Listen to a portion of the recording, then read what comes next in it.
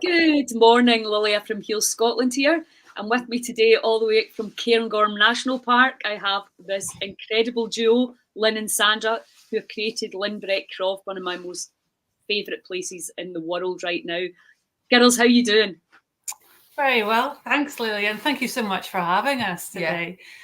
We're very excited about being part of this whole journey, the Heal Scotland and Goddess Gathering journey. So thank you very much.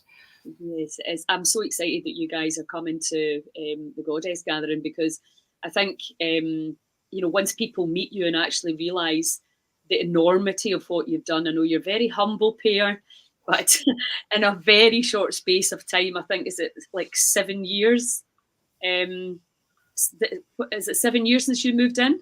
It's just coming on 8. Yeah. 8, yeah.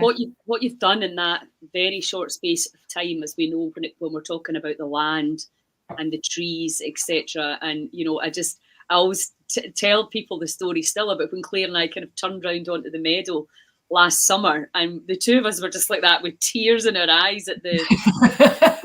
Claire nearly had and she nearly left her body with excitement to the test that was just like right there. And obviously meeting all your animals, and I still, how many trees you planted, that still blows me away that you did that in 4 weeks. Tell them how many trees you planted in a month. We planted 17,400 trees in a month, and yes, it nearly did kill us. Well, nearly killed me anyway, but no, it was part of our kind of initial vision when we moved to Lynbrek, because obviously our background, Lilia, but none of this was ever meant to happen, right? It was never part of the plan. The plan was a kind of a wee corner of Scotland, maybe 5 acres, grow some veggies, have some chickens, maybe, a couple of months a year, we'll carve a little area out where we'll do a little bit of camping, make the money that we need, end of story. But life was not on that trajectory for us. Somebody else had a much bigger vision. So we ended up at Lynbrek, 150 acres, kind of catapulted to some extent unknowingly, unwillingly, but now very much embrace it into kind of a farming and crofting lifestyle. And the reason why we embarked on that first tree planting adventure was we kind of looked up onto our hillside, and we just moved from the borders. We'd spent 2 years, pretty much working as tree planters, and we looked up on the hillside, and there really wasn't much happening up there. There wasn't a lot of diversity, probably due to many years of kind of overgrazing of kind of herbivores. And so we saw it, as this kind of opportunity to get out there and make a difference. So we kind of applied for some money from Scottish Forestry, and they approved it. And so we went up and planted this, what is now this maturing into this beautiful broadleaf and Scots pine woodland. So and that was just the beginning of it. That was only us just getting warmed up. Well, I wouldn't be able to do that anymore now. No, we wouldn't be able to do it anymore now. No, we're old ladies now. Well, there's the physicality of, and obviously the time frame that you had to do that within. I mean, that's a lot of work, and I know that you guys are pretty exhausted by the end of these days. But I think the thing that really inspired me, apart from obviously all the physical stuff that you've done, is really the ingenuity of how you managed to take a farm that really nobody was buying, because in the traditional sense, it's not really farmable land, although it's spectacularly beautiful. I mean, it's quite hauntingly beautiful, I think. But, let's face it, bills have to get paid, and if you're a traditional farmer, that's why it was eventually you got the message that you were to buy it after a couple of visits, wasn't it? And then it wasn't really, as you say, you had a much smaller project in mind, and then you took on this enormous project, but then real lateral thinking you managed. And I know it's changed and moved as it will continue to do, over the last nearly 8 years. Can you just talk a little bit about the micro butchery? Because I just thought that was, and the meat club that you had. I don't think you're still running that, but it was genius thinking. Yeah, it's something I can't actually really remember how it came about, but I suppose what we were conscious of was 2 things. One was the whole business side, and obviously if you're producing food, it's not exactly something that will ever make you a millionaire. And especially in the current climate with, meat prices and things like that. And we don't carry many animals. We only carry as many animals as benefit our land. You know, if we could easily carry more, but we know long term it wouldn't be good for our land. So we only carry a few, and that was never going to really pay the bills. So from a business point of view, we knew we were going to have to add value to that meat, and the only way to do that really is to turn it into something more than just cuts, you know, artisan produce. And also we were very aware of obviously wanting to give our animals, you know, the best life possible, where they can really, you know, live a life that is right for them, where they can exhibit all their natural behaviors, which is actually benefits us and the land as well if they can do that. But also taking it further is then when they do have that one bad day, is afterwards we want to be able to do right by them too. We want to, you know, take the food that they're providing us with and then turn it into something special that we can then sell it on to our local community. So the only way we were going to be able to do that was to install a micro butchery, tiny butchery, learn how to do all that ourselves, and then embark on that adventure, which we did. And it's been, I think it's probably given us a few grey hairs, say it that way, going down that route. But it's been absolutely brilliant. So we now do all the kind of the basic butchery in there, and then we take things like, you know, bacon cuts, and we make smoked bacon, and we make artisan sausages and burgers, and we try out all sorts of crazy recipes. You can be really creative in there, using, you know, I'd like to use more foraged ingredients as well, locally grown ingredients, and then create something really special, and it tells the story of our animals too. So we don't do a monthly sort of delivery service anymore, but we do seasonal releases of meat boxes and speciality boxes, and it works really well and people love it. I know. Well, even when I was up and stayed with you guys last summer and we had the barbecue, and it's just like, it's just, there's something so innately special about knowing. I mean, obviously all the veggies were just off the land, and that the meat is, you know, clean, being loved, and the way it used to be, you know, where we had a real respect for nature and all the beings. So, you know, that's why I just absolutely love coming to you guys. Now, what you're doing now, I hear you've just got a new polytunnel as well. Yeah, it was another moment of craziness. Again, I don't know how that happened. Her fault. I just wanted an outdoor seating area, but no. Well, I said, look, we can build a polytunnel for your seating area. You can have 2 meters of 10 meters of growing space. We're in. How did that work? So that's going to be for this year. A new venture is growing vegetables to sell. So not, you know, veg boxes as such, but things like tomatoes, melons, cucumbers, things that we know grow well in our first polytunnel.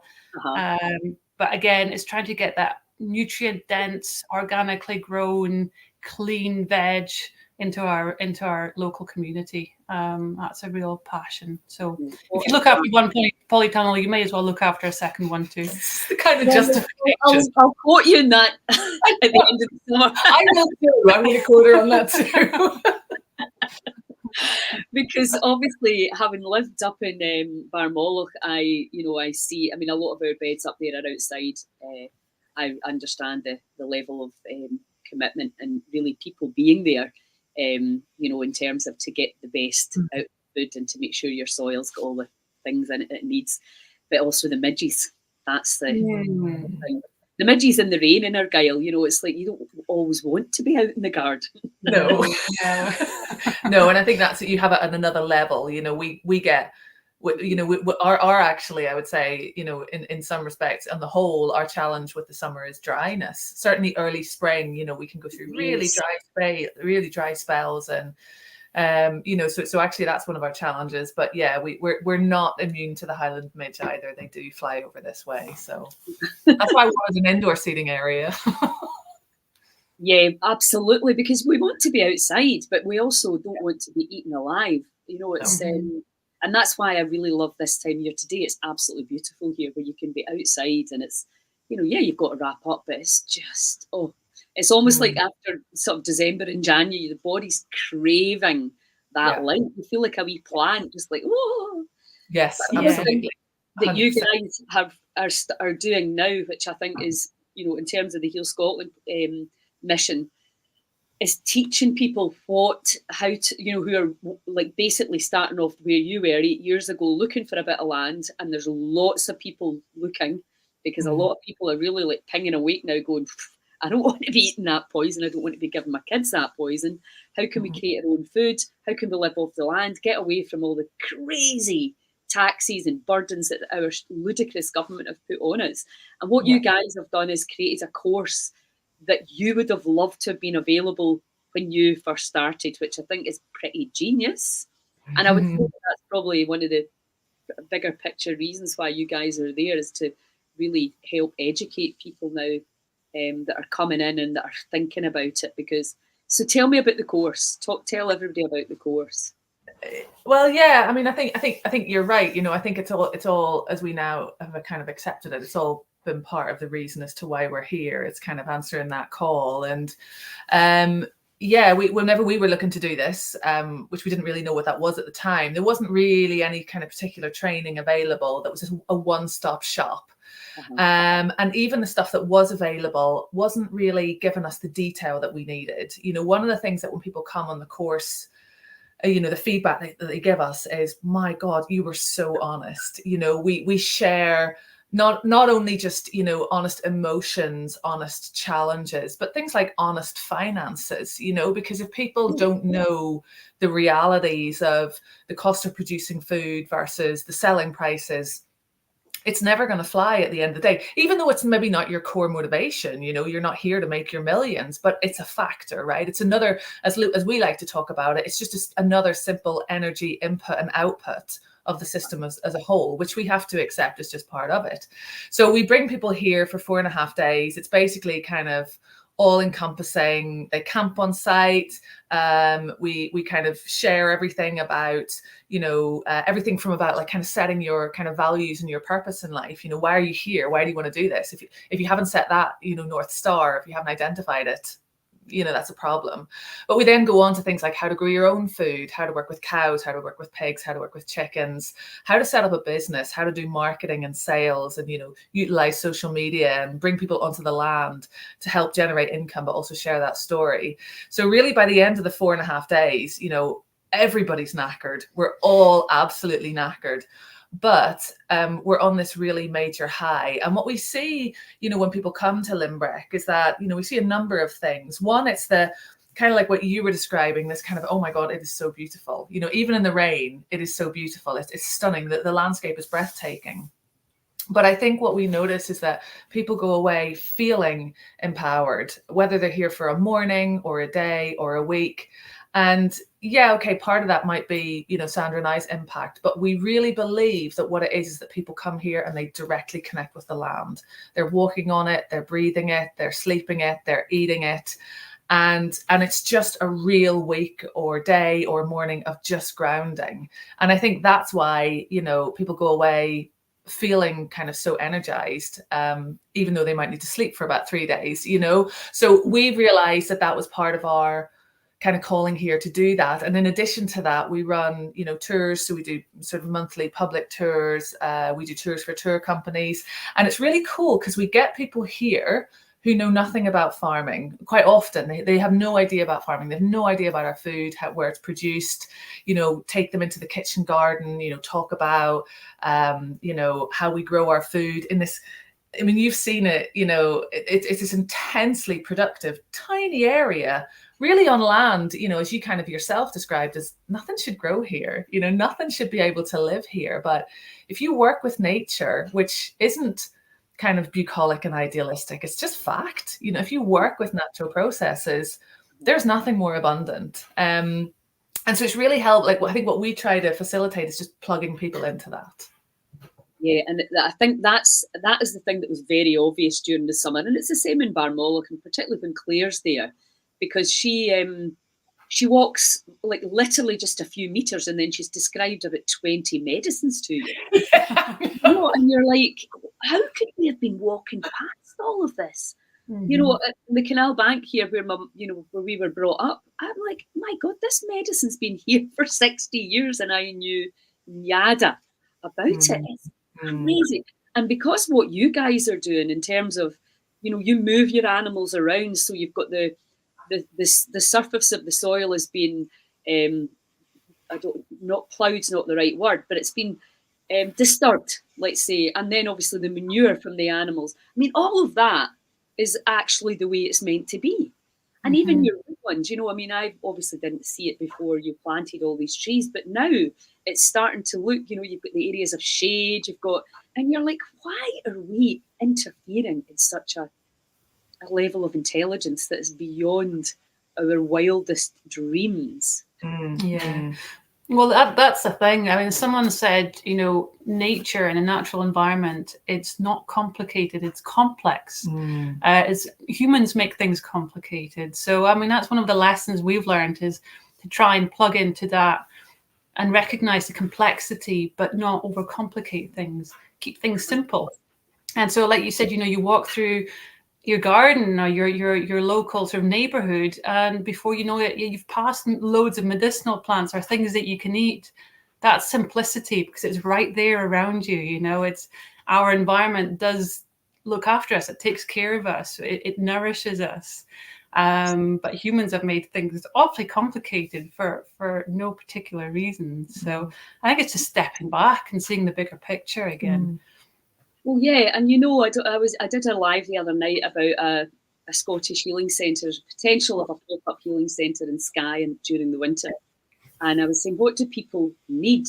And and I don't want a whole list of protocols because we know all about protocols, and we know but what do people who are feeling disconnected mentally, physically, emotionally, spiritually, what could we create that is going to help? And like coming onto your land, we're always looking for such complicated answers. And I know anybody that come and spend half a day with you guys and being so inspirational. Like, you guys have been doing it for nearly 8 years. You maybe actually forget how incredibly inspirational it is what you've created, and what all that you've learned, and now you can pass that on to somebody, because this is what we need to be doing, isn't it? Sharing the information. And I'm sure you go places and you think, oh, why did we not think of that? And then you're providing all this, and marketing and social media, and how much it costs to feed the animals, all these things that you need to know if you're going to create something, because literally you're going against the tide. Our system's not set up for what you guys are doing. You have to be like much, much more creative than you were just setting up a run-of-the-mill business that everybody understands. And that's what's so inspirational, I think, and it speaks to so many of us at a heart level, because you're just like, oh my God, somebody's actually doing this, and now we need to replicate this. Somebody's asking about the course, can they have more details? Yeah, we'll put all the links in, and people can come to Inverness and meet these guys, because let me assure you, they're a unique pair, and so inspirational. And the fact that not just the land, the soil, the animals, the Highland cows, the pigs, the chickens, everything, it's just everything's really taken care of. The tree hay, I didn't even know that was a thing until I was at your place, and now you're going to be growing. And I mean, what you're giving to that community, in Cairngorm, which is now you're going to be able to come and get real, not just real meat, but a lot of people talk to me and think that they think I'm a vegan for a start, and they think that the vegan diet is the healthiest, and we know it's not. I'm not saying that vegetables and going on to a vegan diet for a few months can kickstart your healing. I absolutely know that. Veggie power, I'm all the way for that. Meat, organic dairy, is the big problem with so much of our food, is the process and the poison, and it's not the way we were given it by nature, by the divine, by God, whoever you want to call it out. I think what you're putting into the community, and it's crazy, because, and I think this will change, I definitely think this will change, that gold, if you're hungry, gold's rubbish. No, it's no use. But organic, biodynamic, delicious food grown season with the seasons, and with the genius of these what do you call that polytunnel you've got? Because it's a hardy bugger, isn't it? Badass. Yeah. I mean, that's not going to blow away in a gale. You know, what's it made of? So it's called a poly crib, and it was designed on Shetland. So I mean, anything that survives up in Shetland will survive here as well. But they're covered with polycarbonate sheets, so it's hard plastic, UV treated, so it's going to last forever. It won't rip, it won't break.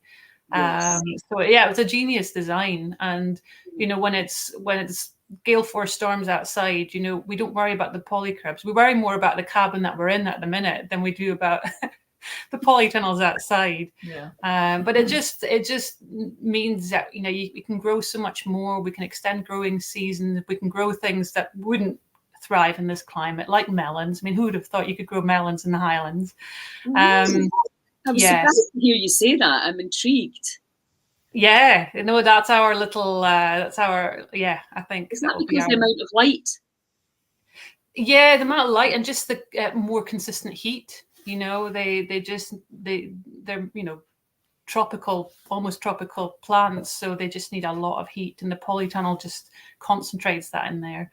If you get good soil going, it's just incredible what you can grow. It's like a jungle, It's just absolutely. Well, that's literally what it is, and I think that's we want to be using our expertise and our skill and our ability to take what we can absolutely circumvent with these kind of materials, and obviously in order to be able to grow and feed ourselves during especially during the months where there really isn't much on offer.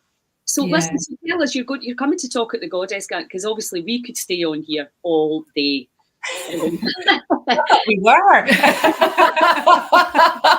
We will. I mean, I really hope to come and see you somewhere around about the Goddess Gathering as well, and definitely when Claire's coming up next, to get some time with you again and to really see what's changed in a year. But let's talk about the Goddess Gathering, because this is a real integral part of us getting back into alignment and into the symbiotic nature, the diversity in the gut coming into the symbiotic relationship with the external environment, and how one feeds the other, and how natural light has an impact on us, and how the body is part of this magnificent field, and what you guys are doing. If people are called to copy what you're doing and to learn from you. So tell us about what we're going to be doing at the Goddess Gathering. Yeah, so we're quite we're so looking forward to it. So thank you so much for inviting us. It's a real kind of privilege and an honor to be a part of this event, and I think we're just actually really excited just to get to go ourselves. So thank you so much for that, Lilia. We so appreciate everything that you do and inviting us. So yeah, we sat down a couple of nights ago and started to sort of brainstorm what our little session would look like. And because often we'll get asked to do talks or presentations, and we thought we don't really want it to be just another kind of and here's what we do at Lynbrek, blah blah blah. So what we wanted to do was make it super practical. So I think so far we've got like 9 points of things that people can take away as we share our learning, that they can kind of go away with and then improve their food choices or their well-being. So we've got some really nice kind of, which we're going to flesh out a little bit more, but some really nice kind of super practical points that we've made from our learning. And one of the things that we're really going to tie a lot of things into, which again, this was never part of the plan, it was never really on the radar to begin with, but very much has been now, is well-being. I mean, I think a lot of our work is so synergistic to what you do in Heal Scotland. I feel like we're constantly banging on about the same things, yet you're a charity and we're a small little croft. We could easily be sort of saying the same things. And so one of the things that we've been talking about a lot lately is the importance of resilience. And you've kind of been alluding to that, like you can't eat gold, but you can eat organic gold, organically grown gold. And so really kind of weaving that resilience and kind of helping empower people to build that resilience into their lives. But also the power of rest. You know, we talk a lot about, you know, a super productive field is one that's been rested well. You know, animals that are well cared for, that are well looked after, you know, that are well rested, are happy and healthy. And one of the things that we've been really learning about recently is rest for us as well. And that applies, I think, to all of us, irrespective of any field that we work in. Yet we're always the last on the list, aren't we? We're always at the very bottom of the list because there's so many other things to do. So this winter, we had a really nice rest period earlier on. And honestly, it's been the most productive winter, yet we had the most downtime. And so it's really starting to kind of, and so we're sharing that story too, because we're starting to say, you know, people always say this, but it is actually true. You know, we've kind of lived it now. And the more we think about it, the more you can see how that really actually fits into the core of what regenerative or sustainable living is all about. You know, you've got to be able to work in those rest periods. You've got to be able to, you know, have times when you know, like you did when you went skiing, you walk away from Heel Scotland to go snowboarding for a week. Sometimes it's hard because you love what you do, but you come back and you're like, yeah.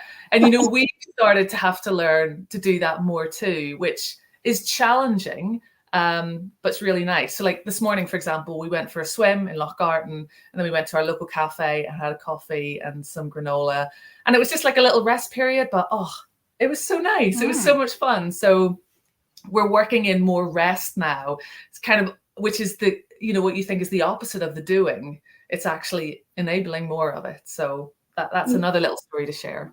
Yeah, absolutely. And I think, you know, when just traditionally, and particularly for you guys, and it's the same when you're at the farm, there's always something you could be doing. So you have to actively go, well, does it need to be done today? No. So therefore I can, you know, tend myself. And it's the same if you go to the gym, you train, you know, you train your muscles and then you rest. That's when the magic happens during the rest period. And that's when you get creative as well, isn't it? When you're busy, you're not... actually you're running around looking for your keys, forgetting this, forgetting that, you know, you're just not as productive. And we all know that, but it's an actual skill to pull back and go, do you know what? And I think I was forced, you know, over the last few months, because I was like, no, I need to look after myself here, because for a start, if I'm not enjoying it, I'm absolutely not going to be doing it. So I cannot be, you can share your vulnerability, share the humanness of what life throws at you. Of course, we all will go through that. But at the same time, the only person that's really going to understand when I need to rest is me. So I need to be absolutely on top of that, because if I'm not walking my walk, then, as my pal used to say, she rattles when she walks. You can hear somebody who's not walking their walk. Rattles when she walks. Rattles when she walks. I love that, because it just, you know, you don't, it's a saying I hadn't heard before, but you just know what it means when you hear it. Yeah, absolutely. And I think, you know, when everybody's coming online and saying they've got the magic solution to life and all that stuff, it's just like, life can be hard sometimes. And I think, you know, you've been brutally honest is really, we have to be transparent. Any healing journey, you know, is being honest. Like you guys, it's really interesting that's key feedback that you get, the honesty. You don't hate what you've created without you know, some blood and tears. That's just the way it is, especially when it's completely new and unknown, not just to you, but to basically in our culture, you're doing things in a completely different way. And that's going to, you know, and you're kind of always looking, well, we could do that, you know, because it's always like, could you cut corners, make more money? You know, and it's just like, well, no, it's that integrity. And, you know, and being willing to really stand with that. I think that's what we've kind of lost in our culture. So, well, I am delighted that you guys are going to be there, and delighted that you're shining a light, you know, for, you know, not everybody's going to buy 130 acres and take out and plant best part 18,000 trees. But, you know, there's so many things that they can learn and gain from your experience, even just in your own garden, even if you're not buying land. So, I'm excited to have you there to share your story, and so that other people can also get to meet you. Also, I know Claire's coming up for a couple of days in the summer, so I want to promote that for the people in the area. I've already sent it to a few of my friends that I know would be interested in you know, a day with you guys and Claire. I mean, come on. That's got to be. It doesn't get any better than that. And then I get to come in and hang out and tag along and take photos. It's just like my idea of heaven. We quite like it too. These dates are on your website, aren't they? They are. Wild Medicine Days. Wild Medicine Days. So so if anybody come to the Goddess Gathering, which is 2nd and 3rd of March in Inverness, you'll meet these guys. They've got days. Is it July? I think it is that Claire's coming up. Last weekend in July. I think it is the end of July. Wild Medicine there. You can get onto Lynbrek croft and see and experience this magnificent bit of land that these guys have been loving and tending, and the animals that are on it. It's really highly recommended. It's very special. So yeah, I think that's really everything that we need to chat about today. So thank you so much for your time. I'm glad that you were in the loch. Get some loch. Get your cells batteries charged. Absolutely. Yeah, and all washed down with a nice bit of granola and toast. Happy days. Yeah, talking about that, I'm going to have to. I did a lot of fasting over January, and then 3-day fast, and it's actually amazing because I'm like that. Oh, I'm hungry. I can feel the sensation that would tell me eat, and then I'm like not eating, and you're like, oh right, no, you can eat now. You're not fasting. It's the best way. It's been a really interesting one. So yeah, all these things that we can do to help ourselves. Brilliant. Yeah. So listen, I'm so looking forward to seeing you, and I'll be in touch before I come up anyway. And thanks a million. Wonderful. Thank you so much. And thanks for everything that you do, Lillian. Yeah. Thanks a lot, guys. All right. Thank you. Bye.